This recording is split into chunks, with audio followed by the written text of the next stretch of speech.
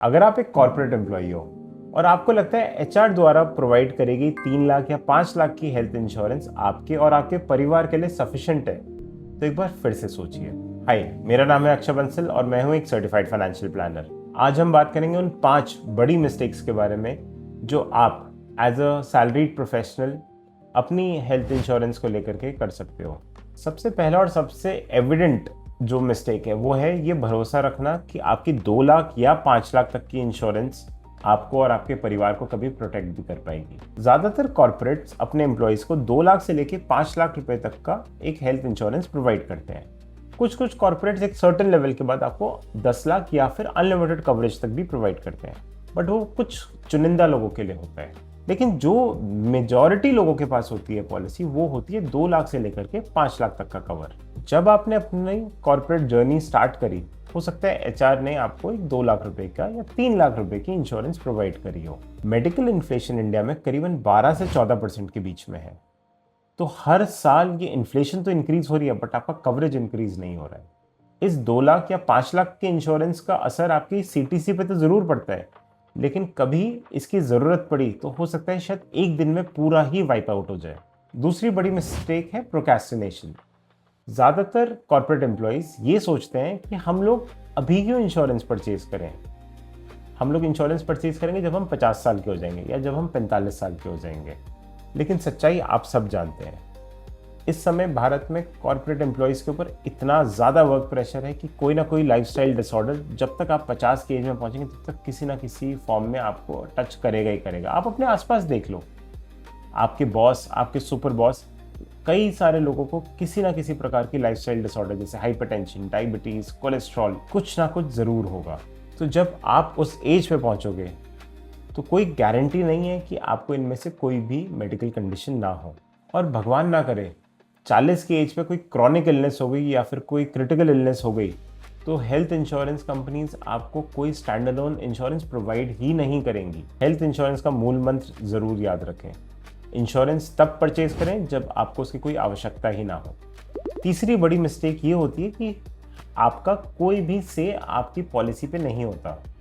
आपका कॉर्पोरेट जो आपको पॉलिसी दे रहा है, जिस टर्म्स एंड कंडीशन के साथ दे रहा है, आपको वो एक्सेप्ट करनी पड़ती है, चाहे वो आपकी लाइकिंग के हिसाब से हो या ना हो। कई बार हमने देखा है कि रिन्यूअल के टाइम पे कॉर्पोरेट्स अपनी पॉलिसी में किसी ना किसी तरह का डिडक्टेबल या कोपे इम्पोज कर देते हैं, जिससे कि वो ओवरऑल प्रीमियम्स को कम रख सकें। अब ये आपके हाथ में नहीं है कि आप उस डिडक्टेबल को रखना चाहते हो या हटाना चाहते हो, लेकिन अपनी रिटेल इंश्योरेंस को आप अपने हिसाब से कस्टमाइज कर सकते हो। अगर आपको डिडक्टेबल चाहिए तो आप रखो, अगर आपको डिडक्टेबल नहीं चाहिए तो आप हटा दो। चौथी बड़ी मिस्टेक है कि आपको अपनी पॉलिसी के बारे में पता ही नहीं है।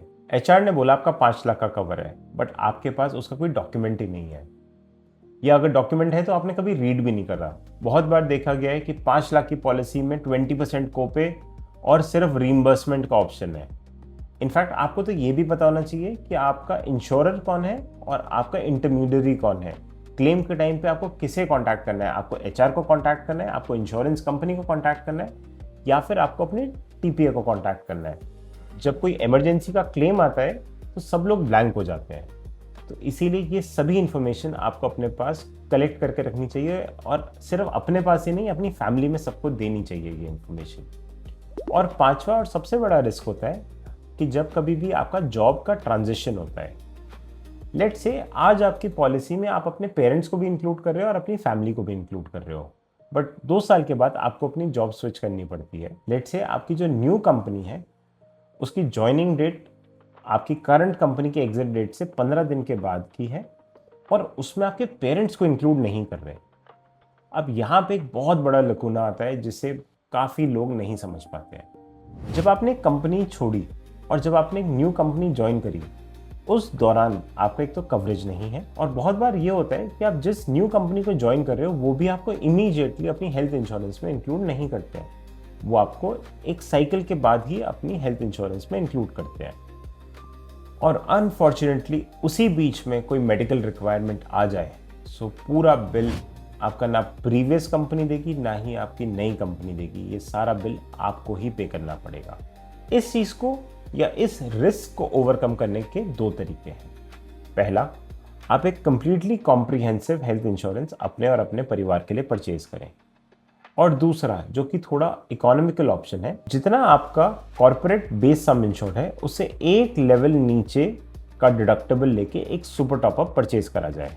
फॉर एग्जाम्पल, अगर आपका 5 लाख रुपए का कॉर्पोरेट हेल्थ इंश्योरेंस है तो आप एक 3 लाख के डिडक्टेबल या 4 लाख के डिडक्टेबल के साथ एक पॉलिसी परचेज करें with a very high some insured. जैसे कि आप 3 लाख के डिडक्टेबल के साथ एक 97 लाख का सुपर टॉपअप ले सकते हैं। इसमें लोग क्वेश्चन पूछते हैं कि हम अपने सम इंश्योर्ड, जितना हमारा कॉर्पोरेट सम इंश्योर्ड है, उतना बड़ा डिडक्टेबल क्यों ना लें।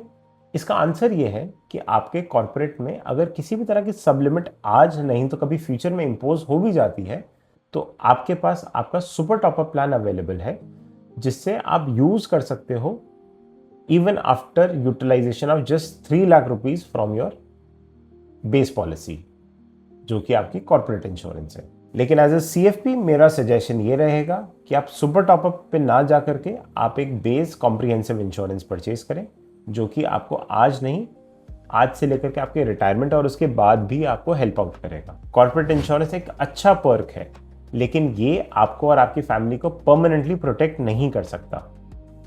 अगर आप भी एक कॉर्पोरेट एम्प्लॉय हैं तो बिना किसी सेल्स प्रेशर के और एक अनबायस्ड ओपिनियन के लिए आप हमारे साथ कनेक्ट करें।